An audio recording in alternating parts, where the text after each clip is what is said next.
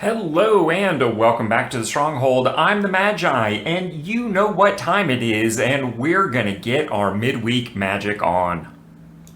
This week's midweek magic is a bit of a budget banger, Historic Artisan. So we'll be building our decks this week without the benefit of any rares or mythics. So very budget friendly and approachable for everyone. But before we get into all that, allow me to do the awkward thing and promote the channel. A while back, one of my viewers was kind enough to point out that we are the only channel putting out timely midweek magic content.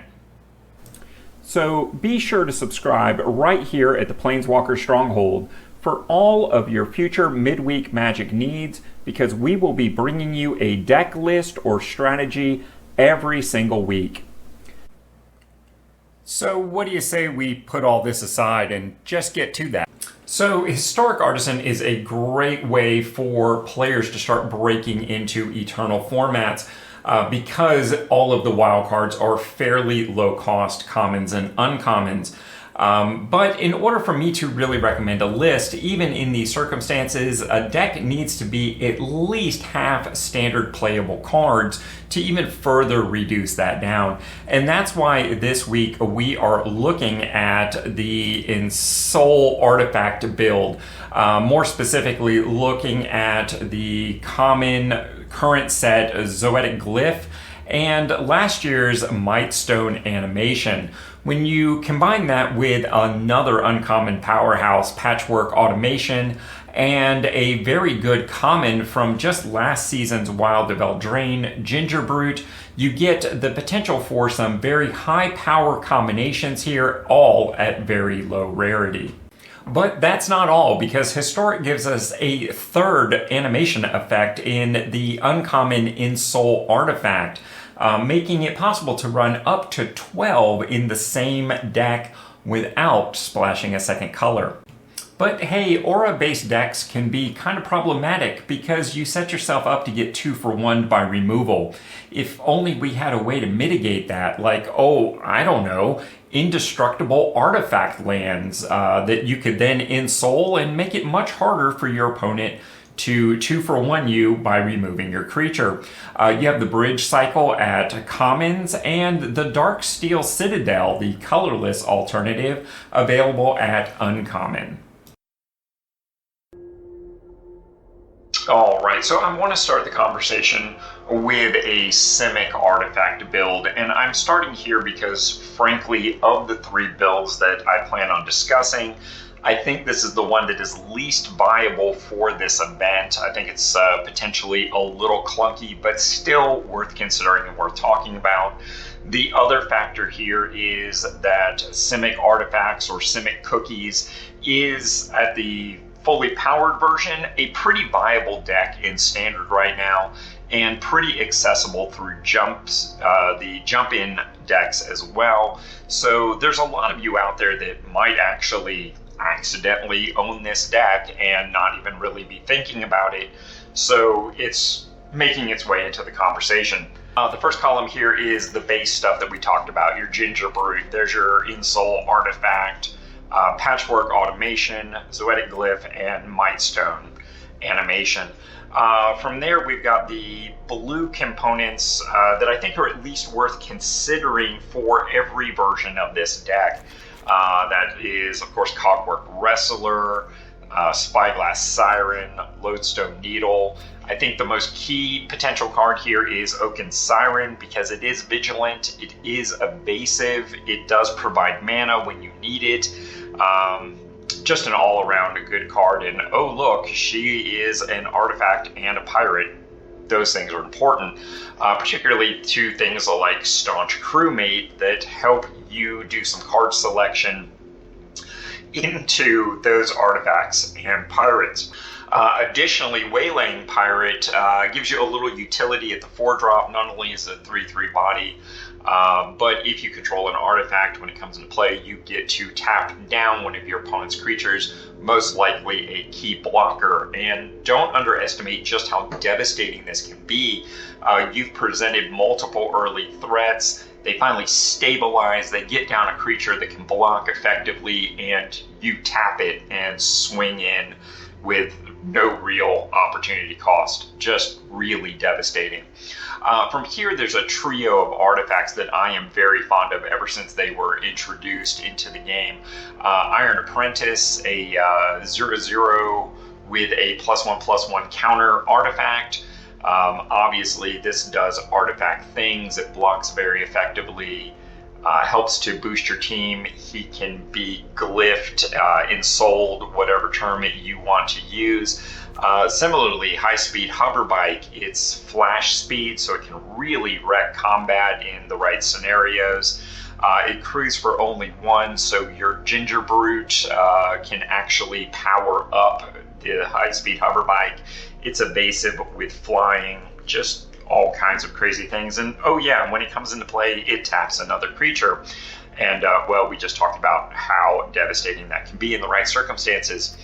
Atraxis Skitterfang, a really good card at uncommon, 3 mana, so it fits into your curve very well. It's a 2/2 body, but most importantly, it comes in with 3 counters on it. Those counters can be removed 1 time each turn at the beginning of your combat to give itself or another creature flying, vigilance, death touch, or lifelink. Any one of those solves your huge red zone issues to make it evasive, keep back a blocker. If you know your creature is going to get blocked, or that's the ideal scenario, give it death touch and take their blocker out. Or lifelink can just help you to stabilize in that mid game if you were facing a very fast aggro deck, and really just stay in it long enough for your bigger creatures to do their work. And next up, we've got some cards here that work very well within this build. Network Disruptor obviously is an artifact. It's evasive. It's a low mana drop, 1/1. It taps a permanent when it comes into play. And best of all, if you were around pre-fall rotation, or I guess we can't really call it rotation, but pre-Wilds of Eldraine release, you have 3 of these in your collection from last year's starters. Similarly, if you are around to draft, Phyrexia All will be 1. You've got a nice 2 mana 1/1 evasive vigilant creature. This was very heavily drafted in several different archetypes. And when it dies, you draw a card. So you could play this on 2 and then glyph it to make it a 5/4 flying vigilant. And when they do manage to kill it, not only do you get the discover trigger off of the glyph, but you also just straight up draw a card. And that's how games are won in synergy build decks. Next up, you've got Saren Steelseeker. This basically allows you to do some card selection every time an artifact comes into play. And of course, at common from way back in the streets, Jewel Thief, a 3/3 vigilant trample creature. So again, you are increasing your defensive capabilities, you're diversifying your threats, and he brings a treasure along with him, which can then fix mana issues, be ensouled, etc., etc., etc. All 4 of the cards in this column, if you have them, they're worth considering playing. I would not spend wild cards on these cards. However, the trio of colorless artifacts that we talked about, the Iron Apprentice, the Hover Bike, and the Skitterfang, I think all of these are strong wild card considerations. Now, next up, we've got the mono green cards here that kind of fit nicely into this build, but of course aren't going to be relevant in any other. Tough Cookie, we all know how powerful that card can be. Malamet Scythe is not only a flash combat trick, but it's also an artifact, so it'll power up your automation, etc., etc. That can lead to some very blowout scenarios depending upon when you play that and how. And of course, the biggest downside of this card is the re-equip cost of 4 mana. And the beauty here is, since it's an artifact, you don't really have to re-equip it for this to be useful. You can just ensoul it or glyph it, And now you've got another threat coming down. And of course, Jade Seed Stones at uncommon. Not only does this bring with it its artifactness, but it also distributes 3 +1/+1 counters across 1 or more creatures. So again, diversifying your threat. And then in late game, you can craft it with a creature to create a 7/7 that also brings along with it a life gain boost. And being able to craft your Seed Stone into the Attendant off of something like Ironwork Apprentice, Ginger Brute that is no longer really effective, your Skitterfang that has given up all its counters, your Oaken Siren that can no longer punch through because of a big flying blocker. Just all of those are going to feel really, really good. And not to mention things like map tokens, stuff like that all can be ensouled there, although not craftable with the Seed Stone. Next up, you've got the land base, and for something like this, I say maybe 2 citadels and 1 of the correct lands there. Apparently, I clicked the wrong one here, but this should be the green-blue land. We'll see if we can just go in here and fix that real quick while we do things. Let's go there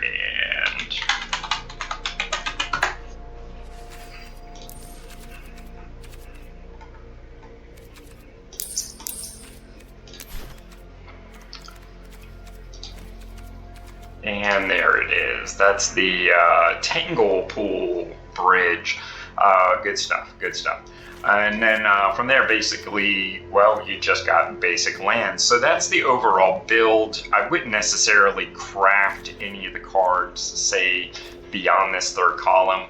But like I said, there's a lot of these things that you probably already have and can help you fill gaps. There's only 4 cards in this version that are historic only. Everything else in this deck is 100% standard playable. All right, next up, let's talk about Izzet artifacts. And I think this is the version of the deck that is honestly the most accessible, particularly for new players, because it's almost 100% standard legal playable cards, a lot of which you're already going to have. Really, there's only like 3 historic cards to really consider. And of course, the Ensoul Artifact is one of those, and then the indestructible artifact lands, in this case Silver Bluff Bridge at common and Darksteel Citadel. You really could get away with just 1 of each of these in the deck, and one of the main reasons for that is Diamond Pickaxe. Not only can you use this as an equipment to start generating treasure tokens, but it is an indestructible artifact that is just waiting to be ensouled. So having the indestructible lands are a little less relevant. The higher you go on your pickaxes, the less you need to worry about these lands. In the same indestructible artifact category, allow me to bring your attention to Gleeful Demolition and Uncommon from Phyrexia All Will Be One. Sorcery Speed allows you to destroy a target artifact. If you control that artifact, create 3 1/1 red Phyrexian Goblin tokens. The beauty of this is you might easily have indestructible artifacts, so it's just a 1 mana 3 1/1 token creatures at sorcery speed, and that's pretty hard to beat.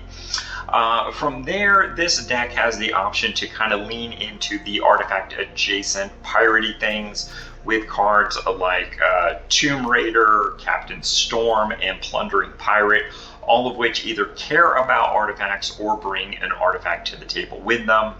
All good options, and quite possibly the basis of a deck you're already playing.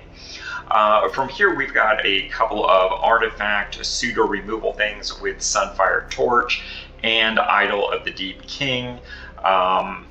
And from here, we've got a trinity of cards that if you were around prior to that Wilds of Eldraine release this fall, you already have, because they were part of last year's starter decks, that being Kamano, Rabbit Battery, and Reinforced Ronin. And let me tell you, if you didn't play mono red artifacts last season as a budget deck, dropping Reinforced Ronin repeatedly because it bounced back to your hand and pumping your patchwork automations with it over and over and over again is just a really serious clock. I think everyone would benefit from having 4 copies of Kamano in their collection, not only for Standard, but for years to come in other formats. Don't feel bad about crafting those. Like I said, Reinforced Ronin fits very nicely into this this archetype here with the Artifacts Matter. So if you're into this, certainly don't feel bad about crafting those. Rabbit Battery, certainly play them if you have them, but if you don't have them at this point in the season, I don't know that I'd feel comfortable recommending that as a craft for each and every player, so use your best judgment there. But like I said, many of you are going to have 2 of these hiding in your collection that maybe you forgot about. From here, we've got the equipment cards that came from the Boros starter deck. Barbed Batterfist at 3 copies, Hexgold Halberd at 2, Bladegraft Aspirant, which isn't really an equipment in and of itself, but it cares about equipments. And then you've also got Rebel Salvo at 2 copies, a 3-mana instant that has affinity for equipments, deals 5 damage to target creature or planeswalker, and that permanent loses indestructible until end of turn, so this can be particularly good in the mirror match. And like I said, you already have all of these cards that probably don't get a lot of play and don't find a home very easily. So these make great filler cards if you're trying to cut back on wild cards, or maybe don't have all of these staples just yet. So there you go, that is the Izzet artifact build. And last up, we've got the classic Azorius Artifact Matters Ensoul Artifact style deck. Most of the things here in the first couple columns we've covered at length. But for this build, I would call your attention to the overall glyph Ensoul effects. Typically, I think for the other 2 builds, 5 in total is probably the right number. But for this build, I would say maybe going 9 all the way up to 12 might be the way to go overall, because you will have so many valid targets for that. Part of that is things like Portable Hole that allows you to have a bit of removal as an artifact, good stuff. The classic All That Glitters, while this is an enchantment in its own right, it gives your creatures +1/+1 for each artifact and or enchantment you control. So Ginger Brute, get big. That's basically the moral of the story there. Now, I would also call your attention to a couple things here in Standard that you might already have in your collection, but maybe aren't using all that much or have kind of forgotten about. The first being Michiko's Reign of Truth. This functions very much like All That Glitters. As a saga, that's the first 2 chapters. It's essentially putting a temporary All That Glitters on one of your creatures. And then on the 3rd, it removes itself and comes back as a creature that essentially has a permanent All That Glitters on it. Really quite strong. Combat Thresher, of course, is an artifact creature, so it's just begging to be ensouled in this. But for 3 mana, you get a 1/1 with double strike. And when it ETBs, you get to draw a card. If you ensoul this, that's swinging as a 4/4, 5/4, 5/5 double striker. And that's pretty sick. A card that technically could have fit in any of the builds that we've talked about, but really fits best here is Roadside Reliquary. The reason being, you can tap 2 and sacrifice this land, draw a card if you control an artifact, and draw a card if you control an enchantment. In the more artifact-centered builds, this is a lot less likely to draw you 2 cards, but here, because of things like All That Glitters and Michiko raising those enchantment aura things just that much more. You're much more likely to draw 2 cards off of this. And well, if you were around last year, you probably have a copy or 2 of this. From here, of course, we've got all the standard things right now. Dusk Rose Reliquary, Market Gnome, Landmark that can craft, become an evasive creature that could then carry in all the glitters, good stuff. Clay-fired bricks, so if you are kind of going wide, this allows you to pump all of your creatures. Glass Casket is another artifact-based removal piece that might make Portable Hole a questionable craft depending upon what you've got in your collection at the moment. And of course, Glass Casket, while it is currently in Standard, is also a reprint, so it's very likely you might have some older copies around there if you are approaching that veteran status. Spring-Loaded Sawblade, a nice flash artifact, so it can really mess with combat, particularly if you are running things like your Patchwork Automation, which in this build you might want to drop down to 2 on that. You might want to drop some of the pirate synergies and just lean more into the base mechanics here. But you know, that's different builds depending upon what you have. And of course, Tinker's Tote just brings a slew of artifacts to the table. Not only is the tote itself an artifact, but it's going to bring 2 gnomes, any of which can be ensouled. Great stuff. And then in the category of things from your starter new player experience, you've got 2 copies of Patch Plate Resolute, a 3-mana 3/3 artifact soldier in its own right. You can unearth it, so you get extra value from there.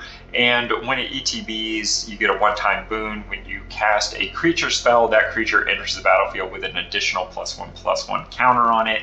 And of course, that triggers when you unearth as well. Scrapwork Cohort is another unearth artifact creature maker.